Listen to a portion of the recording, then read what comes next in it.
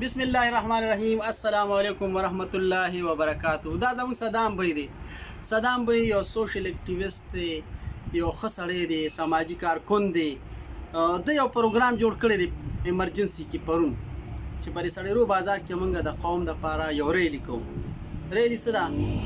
ریلی د دې مقصد د پاره چې د قوم کې یو قسم د شعور پیدا کړي چې دا املاک، دا ټول پلازې، دا دفترې، دا جیچ کیو، دا زمونږ دی. ګورئ یاد ساتئ چې دا رچا نه دي، دا نه د نواز شریف دي، نه د زرداري دي، نه د اسفندیار، نه د مولانا دي، او نه د عمران خان صاحب دي.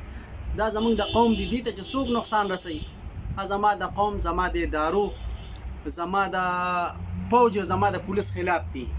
نو د دې دپاره او د یکجهتۍ لپاره چې دا کوم ظلم شوی پاکستان سره، یا د پاکستان املاکو سره شوی، یا بې ګناه خلک خوږ شوي دي پکې، ځکه چې ټکسیانو والا باندې دي لاسونه مات کړي دي، په لار تلونکو خلکو له دې لاس پې مات کړي، خوږ دي، زخمیان دي. نو د هغه خلکو سره د هغې حمایت او د هغې سره د یکجهتۍ د اظهار همدردۍ دپاره موږ نن مازدیګر مانځه نه پس، نن د جمعې په ورځ د مازدیګر مانځه نه پس د یو ریلي تابیا کړې ده. نو زمونږ چې کوم دي دلته به پولیس هم راځي، نور ادارو والا هم راځي، انشاءالله دعوت ورله ورکړی شوی دی، بلکې هغوی په خپله دي شیدونه دغه چې زمونږ له ښه طریقې سره پروجیکشن وشي. ځکه په دې کال نیم دوه درې کې او په دې څو میاشتو کې موږ ډېر زیات امیج د خلکو، بعضې قوتونو په سازش سره ګډوډ کړه. څنګه چې د انډیا سوچ و، یا د یهودو، یا د نور پاکستان دشمنه قوتونو سوچ و، هغه سوچ دلته عملی شکل راغی او خلک چې کوم دي د ادارو، د قوم د دې خلاف شو، یو ظلم وشو.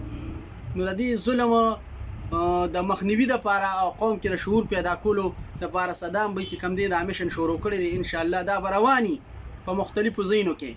نو زه به یم اوس بدین تاسو سره یو دوه خبرو کې. صدام بی تاسو څه ویل غواړئ؟ السلام علیکم.